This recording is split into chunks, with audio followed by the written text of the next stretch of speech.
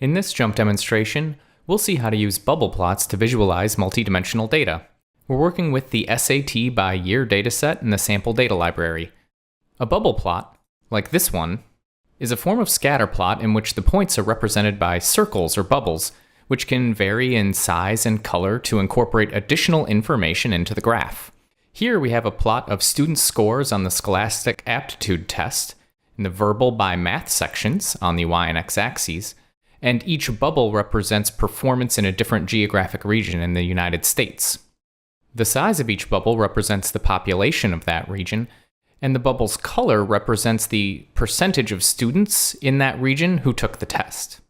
Bubble plots can also be animated to show changes across time. Here we see all bubbles generally exhibiting a shift towards the upper right corner, showing that scores are generally increasing over time. To create this plot, we'll go to Graph, Bubble Plot. The X and Y roles will specify the X and Y axes of our plot. We'll use SAT Math and SAT Verbal. We'll place region into the ID role to tell JMP that we want one bubble for each geographic region. Here we'll also place state into the ID role. We'll see in a moment how this allows us to break each region bubble out into its individual states. We'll place year into the time role to allow for animation. And finally, we'll place population into the sizes role and percent taking into the coloring role.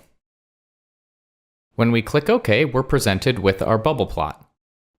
Under the red triangle, we'll find a number of different options to further customize our plot. Here, we'll go down to Label and select All so that the region labels are placed on each bubble.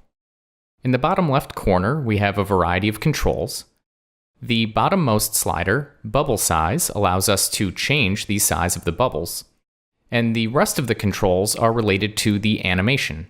We can press the play button to play the animation of the bubbles across time, and we can control the speed of the animation with the speed slider.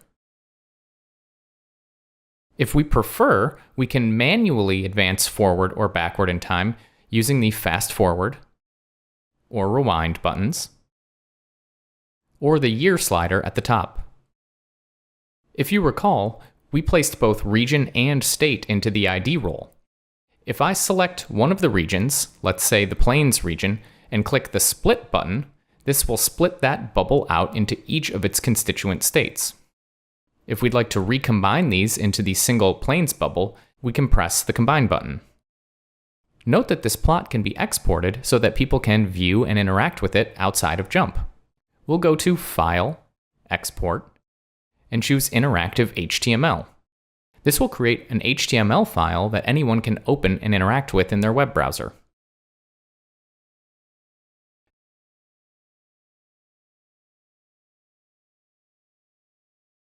We're using JMP on a Mac right now, but if you use Windows, you have the option of saving a bubble plot animation as a GIF file using the Record and Save buttons that you'll find in the lower left corner of the bubble plot window.